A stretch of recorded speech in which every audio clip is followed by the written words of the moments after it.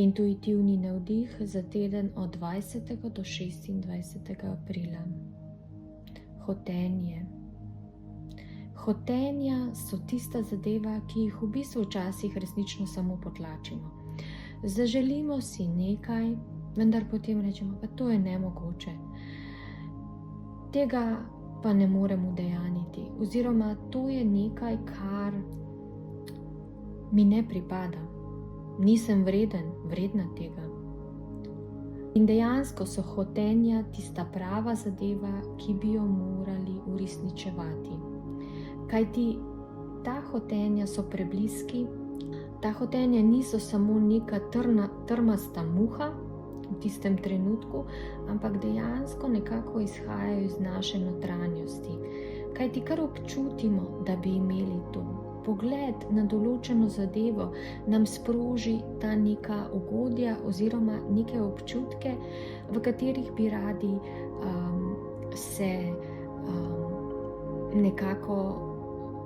s katerimi bi radi bili objeti oziroma s katerimi bi radi uživali. In ti občutki so pomembni, ti občutki nam v bistvu primanjkujejo. In zato ni pomembno samo, če je to materialna stvar, lahko je tudi to nek dogodek, lahko je to neko doživetje. In vsekakor je potrebno, da temu sledimo. Seveda, če gre za neko veliko investicijo, pri tem je potrebno premisliti.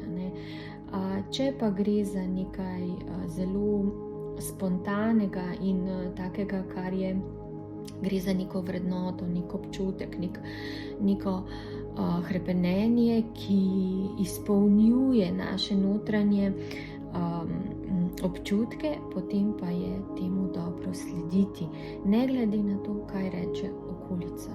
In v tem tednu vam polagamo na srce, da sledite svojim hrepenenjem. Sledite tistemu, kar vas bo globoko, globoko izpolnilo.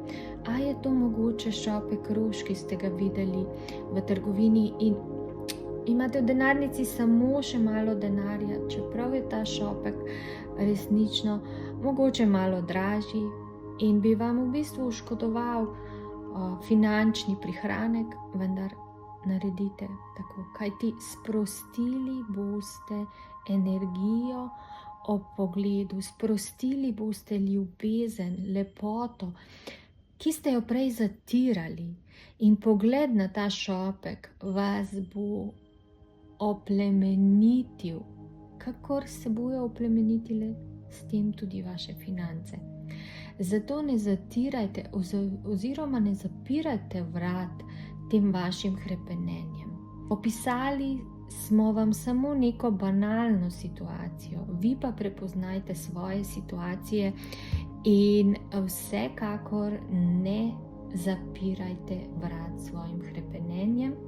Seveda, naj bojo to neka smotrna, kakorkoli, mogoče tudi ne bodo se zgodile v tem, mogoče istočasno v tem trenutku, vendar naj bojo te sanje odprte, naj bo kakorkoli že to podprto z neko energijo, ne pa zaprto z nekimi negativnimi oziroma nemogočimi mislimi, ki v bistvu dejansko zapirajo vrata dotoku tem energijam, tem vrednotam, tem občutkom in dejansko preprečijo. To se vidi kot nek zamašek, kot neka blokada v misli, ki je švignila iz vašega energijskega polja,